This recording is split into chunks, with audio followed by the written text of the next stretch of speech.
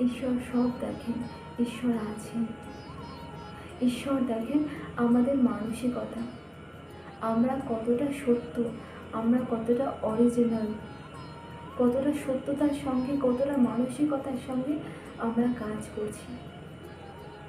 ঈশ্বরের কাছে আমাদের কোনো রকম মেকি ভাব লুকানো যায় না।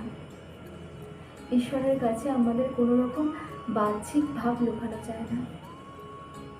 ঈশ্বরের কাছে সবসময় আমাদের অন্তরটা শুদ্ধ চাই, আন্তরিকতাটা স্বচ্ছ চাই।